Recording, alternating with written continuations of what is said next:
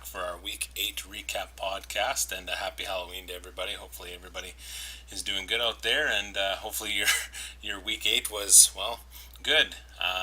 Of course, it's me and Randy. Randy, happy Halloween. How you doing, buddy? Happy Halloween. I'm doing all right. I hope this podcast isn't too scary. Well, yeah, I don't think we're talking about Kelly too much this week, so maybe it won't be that bad. But you know what, we got a packed agenda. But let's just do the recap of Week 8, and then after that, Randy, you lead us into an interesting a topic that you came up with. So, Randy, I believe it's your turn. I think to start us off with matchup of the week for Week 8. Sure thing. My matchup of the week is global warming versus Shelley told me to. I think this is probably a unanimous one, as pretty much most of the league was talking about it on the Yahoo chat, especially since it came down to Monday night with a Patriots defense against the Patriots kicker to decide who won, and it was close. It was also pretty high scoring, which was nice as well. The quarterback, tight end, and flex for these two teams were pretty even, which I always like. Selby won the wide receiver and the kickers side, but then Ryan won the running back and defense side. So you could tell it all was pretty tight right up there. It's kind of interesting about how that turn of events in the course of about 2 or 3 plays, it went from a Bills touchdown, which brings global warming's defense down to below the point, to below the line to gain, and then all of a sudden it was reversed in the booth, and then it was either the next play or the play after that. There's a pick six, so the defense went from allowing points to scoring points, and that's what the game of the week's all about. It's all about the drama. Oh, I know. Yeah, that's the matchup for me too. And I was chirping there, and I know it was quite interesting. And I'll tell you what, we're recapping Week 8, and I swear, correct me if I'm wrong, Randy, every Monday night has had an implication on a win or loss for somebody in this league. I think every week there's been a matchup that's been exciting to watch on Monday night, but this one was no different. I think it's just hilarious that a kicker and a defense are going to battle out for the win in fantasy. Mostly it's usually a quarterback who plays Monday night or another roster position, but when these two, and then Goskowski comes out getting all the points, and I thought, oh my God, Selby has a chance here. And then, of course, we all know how it ended up, and global warming gets the win, but interesting, Buffalo had that touchdown and they kind of overturned it there, and I think that could have hurt Ryan. I know the pick six could have still happened, but you get that touchdown, you never know what kind of transpires, right? Interestingly enough, in the loss, it's got to be tough for Selby. 7 out of the 9 roster spots were above projections for him. So I got that note here. So as a team, he was projected for 91 points, and he ended up with 114. So he brought his A game, but came up short. So yeah, that would be painful. Yeah, so it was interesting, and both these guys have power horses that were on the bye week. Ryan had Gordon, and Selby had Julio. So interesting matchup. I know Ryan squeaked it out. I was hoping for Selby just to kind of create a little bit more gap in my division. But I will be talking about global warming in a little bit here. But moving right on to the worst matchup, and I hate to say it, for the second week in the row, I have you there, my friend. Texas Walker versus Jägermeisters. Blowout of the week, 57 points difference for Texas over you. Mind you, your roster was kind of hogtied because you had 5 guys on the bye week. So 3 of my top 5 players, by the way, too, but still no excuse. Yeah, no, and 6 out of the 9 for your players were below projection. So just to give you an idea that the numbers don't always match up, and the only roster spot you won in that matchup was the tight end battle, and barely. It was by a point, I think. And my plug-in tight end there, he made 1 catch, but it was for a touchdown, so at the very least he got that, but not... I mean, you unfortunately lose a matchup. You're still holding on to that playoff spot, and we'll talk to some of that later on, but Texas Walker gaining a bit of steam here, getting to 5-3 now with 143 points. His team came to play, and I have here, you quoted the Kansas song, "Dust in the Wind." I'm gonna. I don't know the artist, but I have a note here for Texas Walker. "Return of the Mac." Do you remember that that little hip hop song there? So yeah, and Marlon Mack came back from Indianapolis, and he's put up back to back weeks over 25 points. So um, I like what Cody did there. But unfortunately, it just was quite the blowout, and it just had to be. So I'm just curious to see what your worst matchup was. That was my worst matchup as well. Again, being the big blowout, I know, like, I can make an adjustment, say the fact that Zeke, Matt Ryan, and Keenan Allen were all on their bye week. Now, of course, I drafted all those guys, so I knew well ahead that week 8 would be my weak spot. Yeah, I needed Thielen, Woods, Miller, Chubb, and Butker to probably play above average in order for me to have a chance to make up the difference of missing those guys. Only Thielen and Miller played at least above average. Everyone else, like you said, kind of took a hit backwards. Kind of an interesting thing to note. Uh, the Texas Walker Rangers, their bench scored 3 touchdowns between the rushing and receiving, and all of my starters only got 3 touchdowns in the rushing and receiving category. So that just kind of shows not just how weak my starters were, but how strong Texas Walker Rangers looked that week from top to bottom. Even his bench players outdid me. Yeah, and it just like you say, we go back to the question you asked me about drafting and bye weeks. It's just an unfortunate play that happens for you. I think every GM goes through it, and this just happened to be your week. But you played somebody where their roster went off, and plug and play bench here. I think you would have still got the win. It is what it is, and we got to move on. But that's kind of the recap on the matchups. Randy, who are you giving the gold crown for Player of the Week? Well, this guy I'm gonna give it to. I know you mentioned him a couple times, but this might be my first time. Is James Conner playing for global warming? Oh, okay.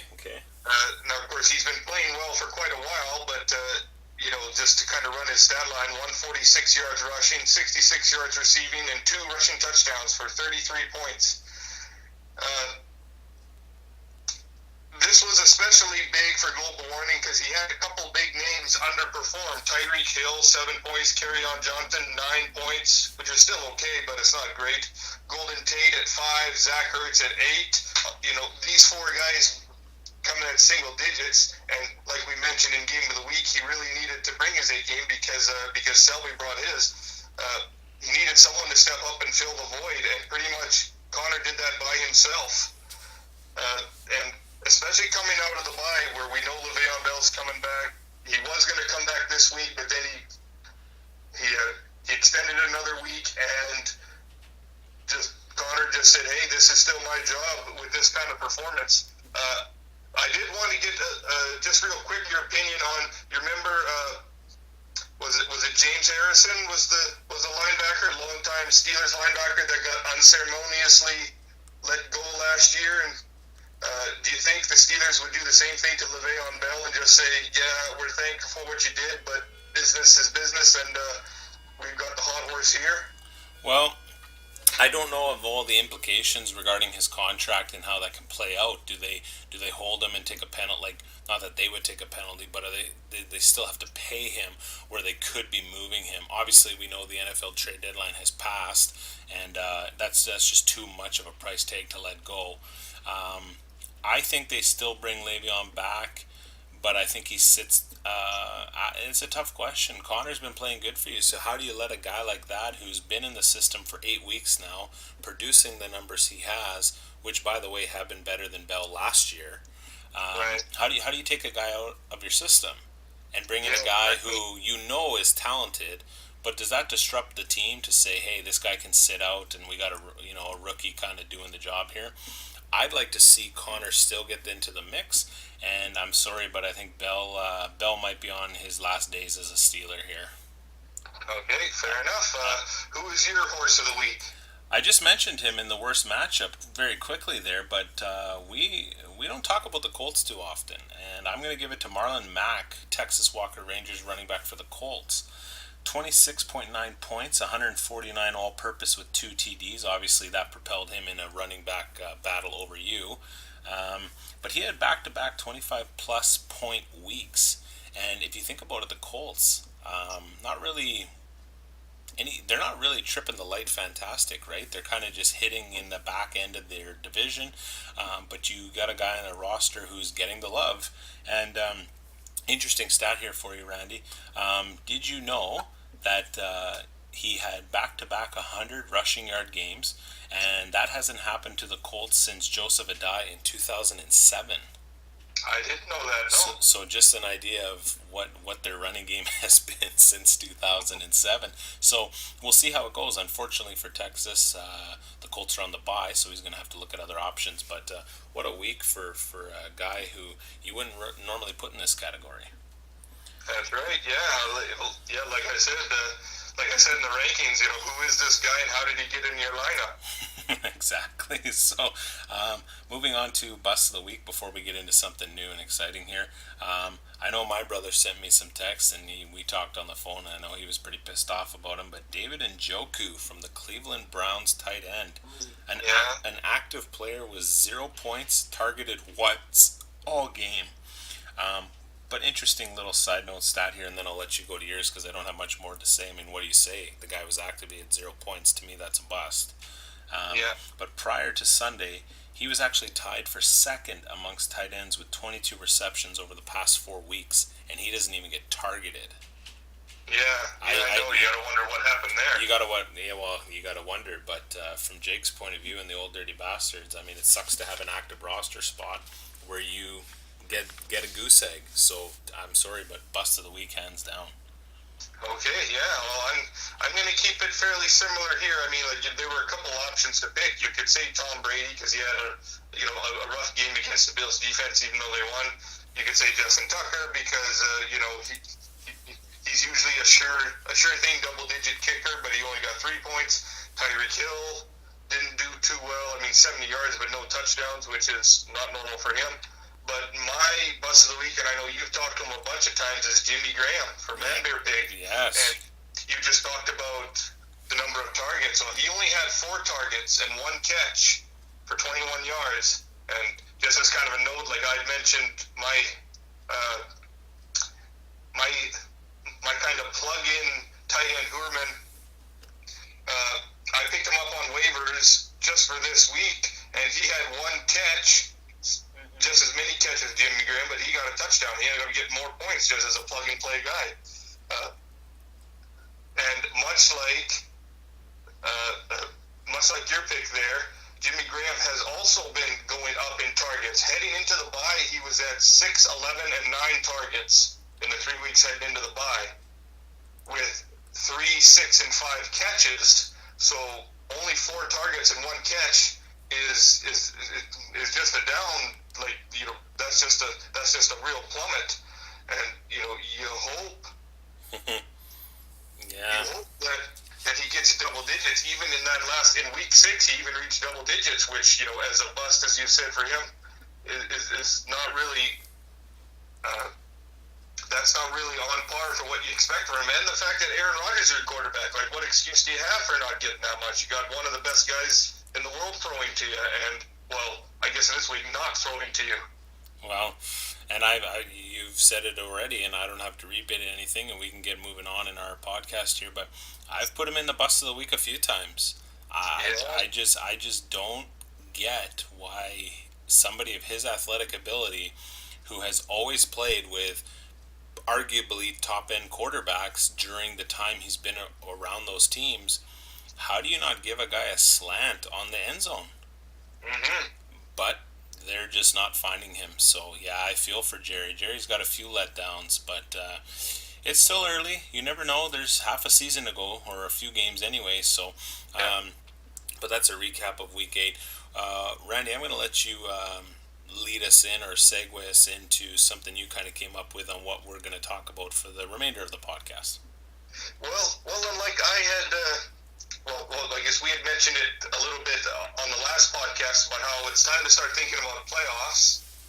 And I know how much you love the playoffs, right? Everybody loves the playoffs. Everyone wants to make the playoffs.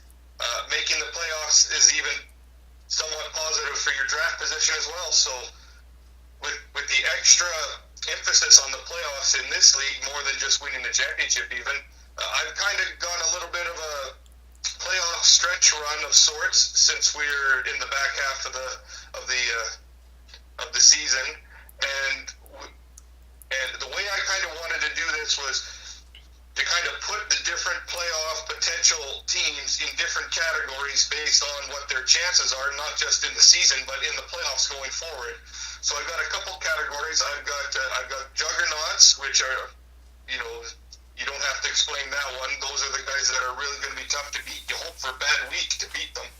And the playoff powerhouses, which is kind of the next level down. They're still a really good team. They're not quite good enough to be a juggernaut, but they're still pretty powerful.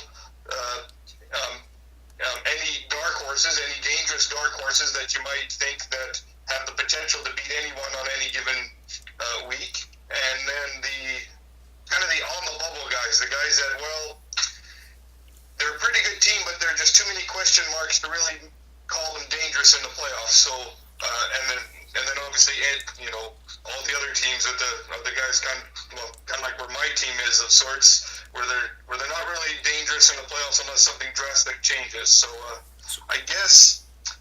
Where would you like to start? Category, and I guess we can start off with the juggernauts. Do you want to start us off with who your juggernauts are and why they're juggernauts? Sure. Yeah. Okay. So for the juggernauts, I got out of all the teams that I think potentially could be in here, I'm going to place two teams, and I'll just quickly go through them, and then we'll hear your side of the story. Okay. They're just in here. I'm not ranking these in any particular order, but I have myself, Screaming Beavers. I just think I've turned the season around. We were 0-2. I've gone on a 6-game win streak. I'm basically riding the LA Rams high that is undefeated. I have a quarterback who's done decent, and even in an off week, I don't have to stress too much because you know and I know that Drew Brees is in an offense that does what, Randy? Throw the ball. Yeah. They even throw it to their running backs. So from my perspective, I'm not worried. I had a touchdown last week on a 1-yard forward pitch. Mm-hmm. Right? So he's constantly throwing the ball. But I think what makes my team into this category, everybody's going to say Gurley, and I'm not going to talk about that. But I think it's because I have a lot of flex options. I got guys like Julian Edelman, Mixon, James White. I have Cooks. I have Antonio Brown. I think I have depth at each position, including my kickers and my defenses. So I feel right now that without being just because this is the podcast and I'm a part of it, I truly believe that my team is deserving to be in this category. The second team I have in this category might surprise you a little bit, but maybe not, is I think global warming is in here, and I mentioned them a few weeks ago. They're also on a 4-game win streak. They're chomping at my heels big time. I think they have the best running back core in the league. Easily could probably in those 3 positions, because one in the flex, could put up 60 plus a week just from those 3. They have the most points in the league, and they've had that title for a few weeks now. But they got a few options in that Philly offense now. He's got Jeffrey. I believe he has Tate. So we'll see what Philly can do and get going here. But those running backs have not slowed down, and I don't think they will. So you have to put global warming in here. Plus his history of being a champion a few times. I think he's just peaking at the right time again. So I got 2 teams in this category. Okay, yeah, and you know what? I agree with you completely on the teams. I've got yourself, the Screaming Beavers, in. I don't have them ranked at all either, but just like you said, Breeze is money, Gurley and Mixon are money, Antonio Brown and Cooks are money.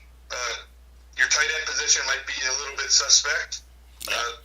Your defense, You've got at least in theory a good Rams defense. They could be better, but but in theory they're a good defense, and so they could easily have a good week at any time.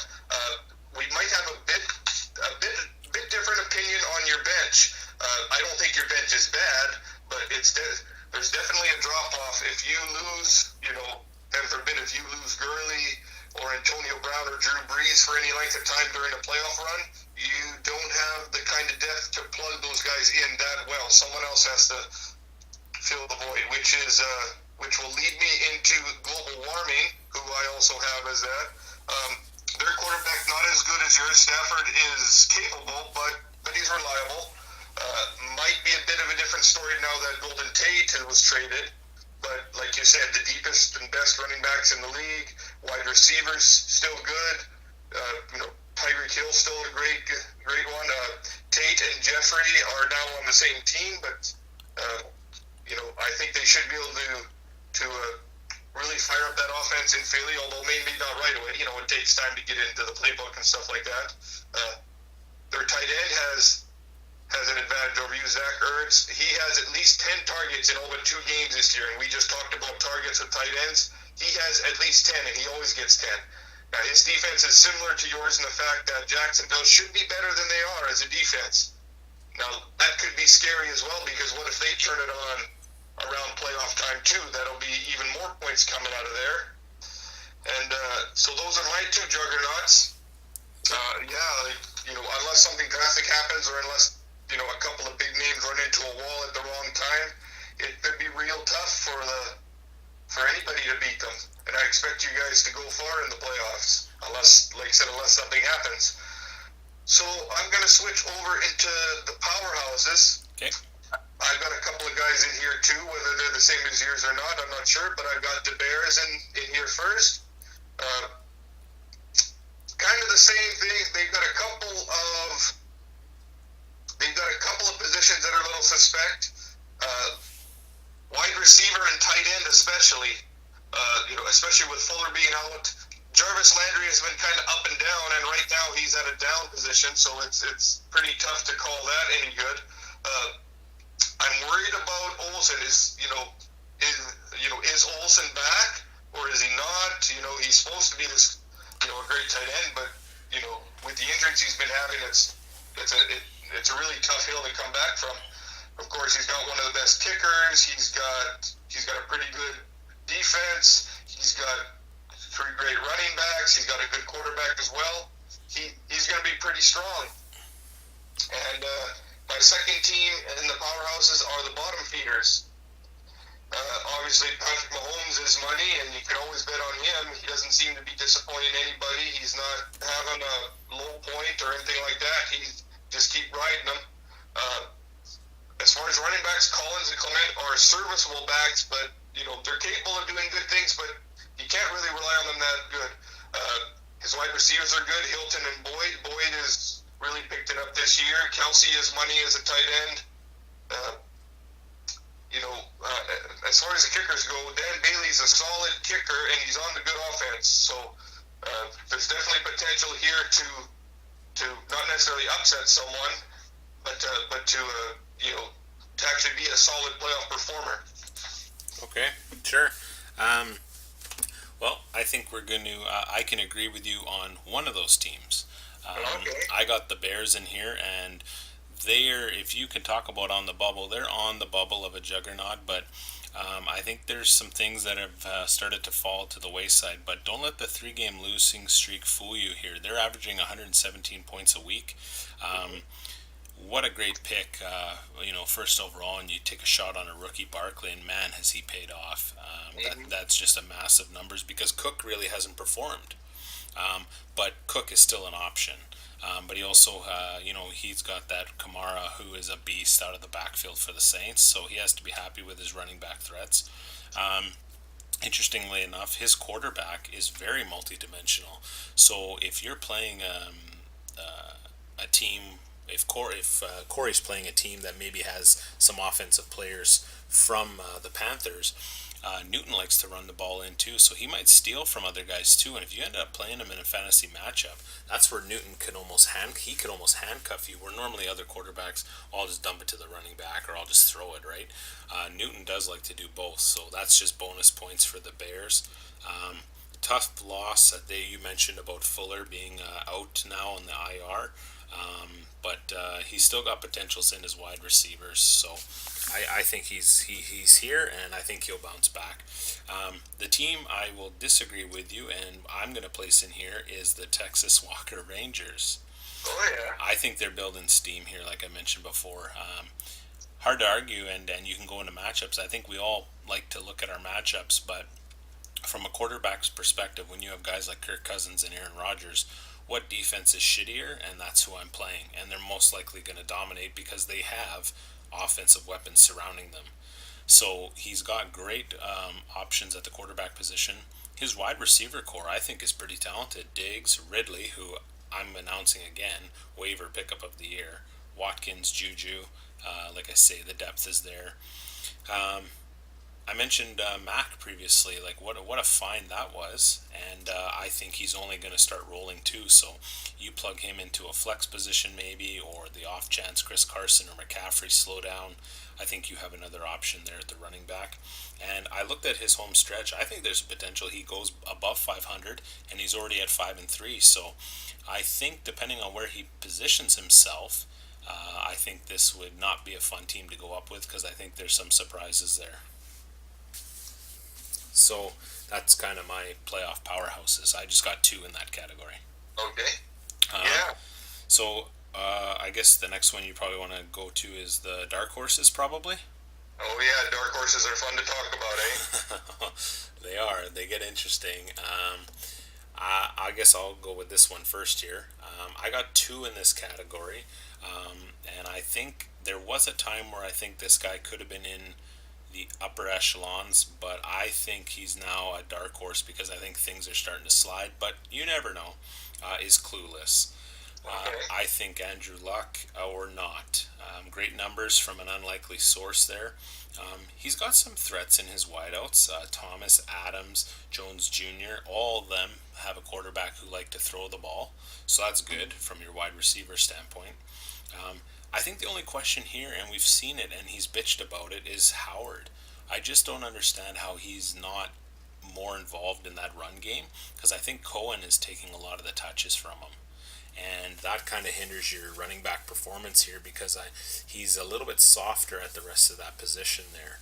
So if Howard doesn't get into the mix, I'm not sure if this team can go the distance once they get inside. You need points from all positions when it comes playoff time, and I think the running backs are going to let this guy down. But if they perform, because I have a note here too, remember he made that trade for David Johnson. Mm-hmm. So could that help come playoff run time? Well, we're about to find out. I got one more team in this category here, and you mentioned them earlier, is the bottom feeders. Okay. I have them as a potential because just of what Patrick Mahomes is doing, and he has the ability to maybe pair that with Kelsey on weeks if they try to connect with each other. Mm-hmm. His running backs aren't too bad. Alex Collins had himself a nice year for Baltimore. Corey Clement is there in Philly.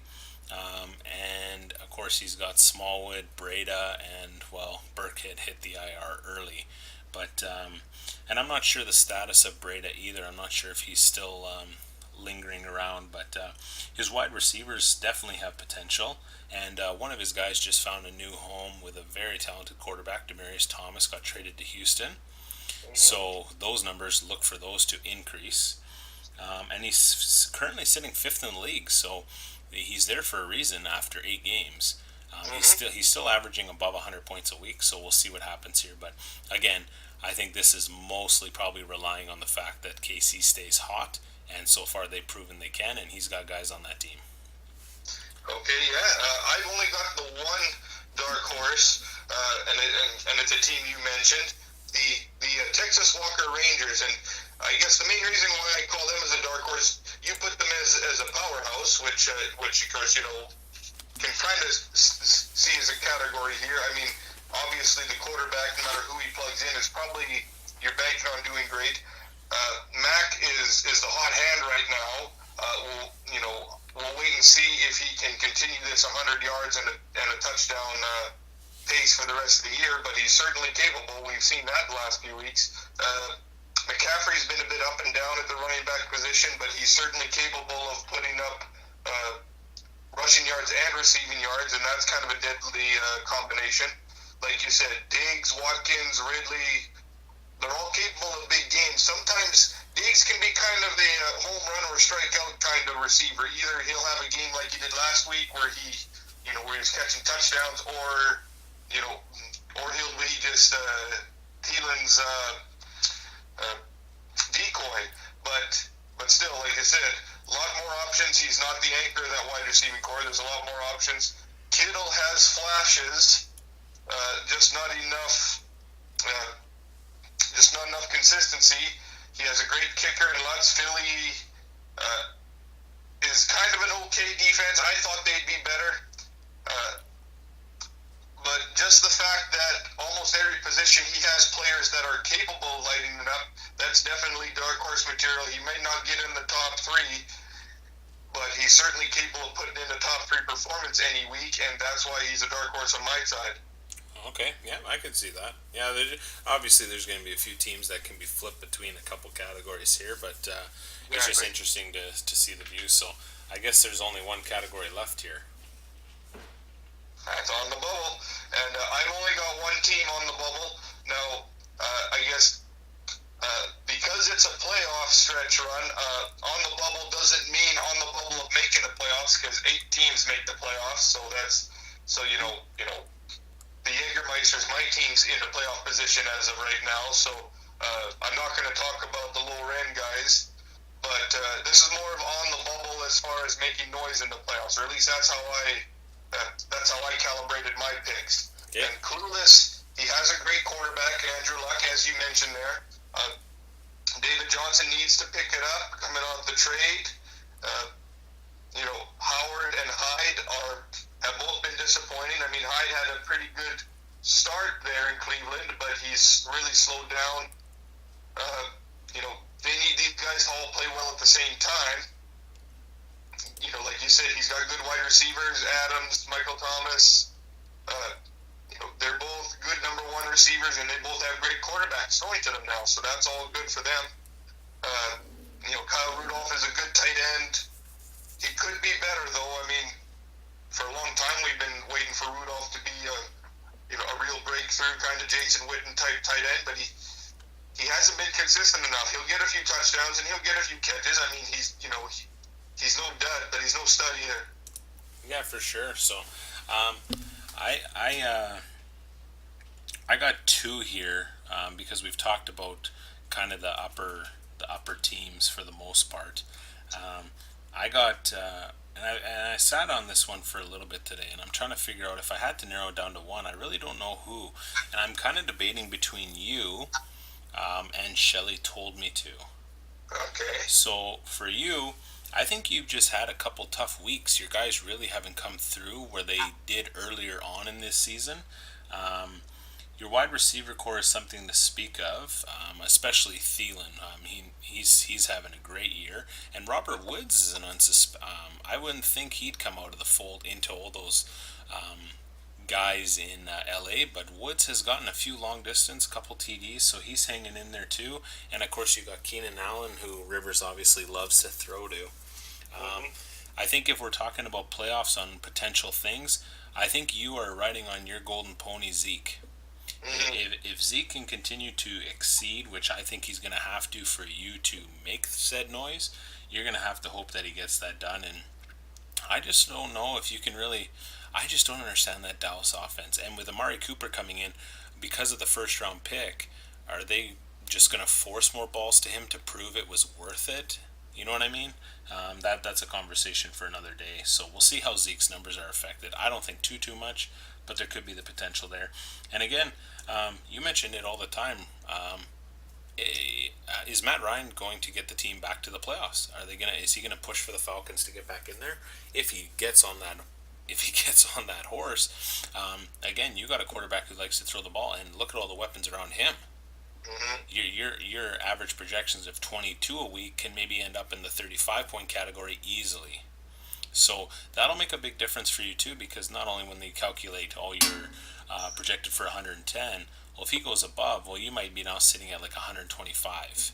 That's tough to beat most weeks. Right. So I think there's potential for you on those categories. And then for Selby, I think he has the two scariest wide receivers who could do damage but just don't seem to get the touchdown love is Evans and Jones. If those guys start catching touchdowns, they put up the yards to now say, okay, we're going to, just do what we did, but tack on 6 more, right? Right. Cohen is helping him, and I wrote a note here because I mentioned it. Cohen is helping Selby, and that's hurting Clueless because it's taking touches away from Howard. That's right. So if they face off, that's going to be an interesting one. Mm-hmm. And again, you have to remember, Fournette is not on season-ending IR. That's right. So what happens if Fournette comes back? That changes Selby told me to's team in a drastic way, and I think they could be very different had he not been injured. Um, are, Yes, as a second thing, that also hurts Clueless because that means Carlos Hyde is now the backup or third string running back. Well, exactly here. And one more point here is I think he has, fantasy-wise, the best kicker in the game, and I'll tell you why. How often do the Patriots get into scoring range? Probably, what, Yeah. 70% of their drives, somewhere in that range? Yeah. So, not really on Monday night, but most of the time I get what you're saying. So what I'm saying is there's a potential that offense can get into field goal range more often than most offenses. Yeah. And there's an ability for a kicker who can kick 50s fairly easy. That adds up points, right? Because those are big points fantasy-wise. So if your kicker is in that range and can be clutch, that's always good to have in the playoffs too. So I'm kind of debating between you two. So I think I just have to discuss both of them. So I think there's kind of two there that if they sneak in, and you are technically on the bubble, one of you is 8 and one of you is number 9. So it's interesting to see where that shakes down. I know we're playing playoff style matches already, us bubble guys. So that kind of concludes your segment there, and that's a little interesting. So we kind of broke down the first half. We're kind of predicting the second half, and next week we'll just carry on with some normal material. Maybe some new things come up. But before we break, I think we wanted to maybe discuss some of the NFL trades. Is that correct? Yeah. I wrote a few of them down, especially since it seems to be all wide receivers and cornerbacks. But yeah. Especially the wide receivers because they have more fantasy application than usual. Obviously, Demaryius Thomas going to Houston. I wanted to just mention that his stock will go up because he has a better quarterback throwing to him, and he's not going into a situation where he'll be like a third-string guy. He's filling in for their second-best guy in Will Fuller, so he will automatically be the second receiver. So his stock goes up. Golden Tate going to Philadelphia.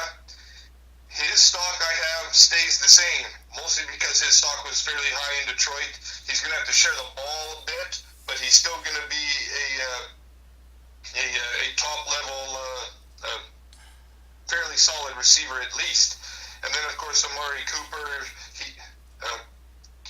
he was traded last week already. His stock stays the same as well, just because I'm not really sure, he'll get more looks, but it does take time to get into a system, and he's still not going to be the main point on the offense. As you mentioned, that's Zeke. That's always Zeke.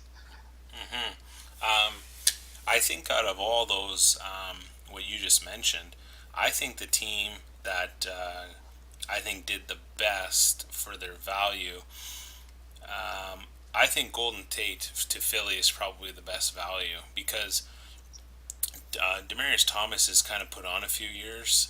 Tate's no spring chicken either, but I just think Tate can stretch the field like he did in Detroit, and that's kind of the direction and the level of play that Philly goes toward is that fast, deep routes. I think Tate can scare some people, so I like Tate in Philly. I just think Dallas gave way too much for Cooper. Your season is probably not playoff bound, but you never know. But when you give a first round for, I think, what was and has been a struggling wide receiver, do you think Dak is better than Derek Carr?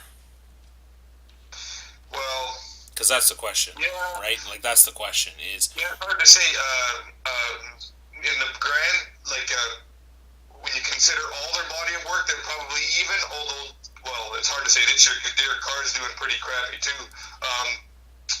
But Derek Carr has Amari Cooper and Jordy Nelson. So how would Dak do if he had Amari Cooper and Jordy Nelson to throw to as well as Zeke? So, as far as that, yeah, you're right. I also think it was a pretty high price to pay for it. Obviously, they didn't think, at least at the time the trade happened, which was before, I believe, it wasn't before the missed field goal the week before, it was their bye week, but the NFC East was still fairly wide open at the time. Now, it still kind of is. They can still catch Philly, but I think that was the idea behind kind of going for it with a first round pick. Is just that, yeah, they need a better wide receiver Yeah. on that roster because they lost, like, Cole Beasley's their best guy. And I like Cole Beasley, don't get me wrong, but, they lost so many aerial attack weapons in the offseason and weren't really able to replace it. They needed a wide receiver, and while a first round pick is very high, I think they just didn't want to wait to draft one, and they probably don't want to waste a draft pick on a skilled guy either. Yeah, no, it'll be interesting and see how it plays out. But in my opinion, I think they just paid a little bit too much for that. But that was a glaring hole in their offensive scheme is wide receiver talent, and I will agree, Cooper's better than anybody they have on that team in that position. So that's the decision they meant to go with. But one more thing before we go regarding trades is you got a feel for Montgomery. I'm not sure what happened there. Reports say he was told to take a knee, didn't do that, come out.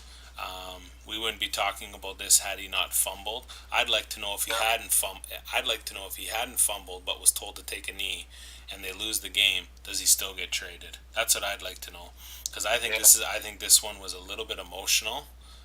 To say that, and it sounds to me like Aaron Rodgers is becoming Tom Brady or LeBron James-esque to say, hey, you know what, I'm such and such talent. If guys aren't going to produce, then maybe we look for other talent, but I'm going to stay here. And if you don't, then maybe I look elsewhere. I'm not saying it's really going down like that, but you got to wonder. I mean, he publicly called him out, basically. He's been calling out his team since training camp. And now look at that. And then how Clinton Dix goes. I'd like to think Clinton Dix is more cap space related. I think Green Bay is sensing a rebuild here. But for Montgomery, I think that's an emotional decision made by the Packers, and I think he's found a decent home in Baltimore. Yeah, well, yeah, like I think he'll be used there a lot better. I mean, like, Green Bay hasn't had a good running back in forever, so like what, Amon Green, was that the last guy? I think that's like Brett Favre, like Madden 99 kind of the last time they had a half decent running back in Green Bay. So, who knows? It could be like, sort of pour salt in this one, but this is kind of like a Mike Condon situation where, if you play bad, you're gone right away and you don't even get a chance, sort of thing. Yeah, well, we'll see, but not too many trades to speak of, but there was a few, and it's interesting that Green Bay offloaded a few guys there, so they're definitely going to be looking to rebuild their defense because they let go of what I thought was a decent safety. So, but we'll see. But anything else you want to add? What are you watching some games this week? Obviously, is there anything you want to talk about before we end it? No, just glad to get my bye week from hell there over and done with, and now I can play my main starters for the rest of the year, at least until Thielen has his bye week. Actually, there was one thing. There's a correction I had to make. I believe, I can't remember if it was last podcast or the podcast before, where I mentioned where I think I'd said Patrick Mahomes had his bye week already. That's not true. Kansas City's bye week is like week 11 or something, so I misspoke on that. So I don't know if anyone caught it, but I just thought I'd make my little correction on that one. Oh, you're human. We'll go with that. Yeah. Oh, and another thing we didn't talk about. Hugh Jackson got fired. So did Todd Haley. What? You knew that was coming. I think they had no choice but to go in a different direction there. I'm surprised he still had a job after going 3 wins in 3 seasons. Like most guys get fired at like a 10-6 season. Well, it's kind of surprising too. Like, this is the season. I think have they won 2 games this year already? 2. So like 2 of those 3 games were this year. This is the season you fire him. Why didn't you fire him last year, the year before? Like they always do in Cleveland. They actually preach patience, and then as soon as, like I said, I think after their first win, I think I'd said that 1 or 2 wins is actually very good for the Cleveland franchise, at least when calibrated to their expectations. But apparently not, and apparently they don't want this coach and their new quarterback to kind of grow up together and kind of have that continuity. So yeah, sure, fire your coach midway through the season. See how that works for you. Has that ever worked in the NFL? Exactly. Well, again, leading into our Sunday afternoon, Sunday night, we got some good tilts. The Rams versus the Saints, and Yeah. the Goats are going at each other. Aaron Rodgers and Tom Brady. So, a couple good afternoon games to close out the week. That is. I know I'll be looking forward to the Rams because, oh, that's going to be a tough matchup for me. But and I'm playing you this week. The battle of the co-hosts. We're going to go at it here. So I'm looking forward to the matchup. So. There you go. All right. Well, that's it for this one, and we'll talk to you guys next time. See you next week. Bye.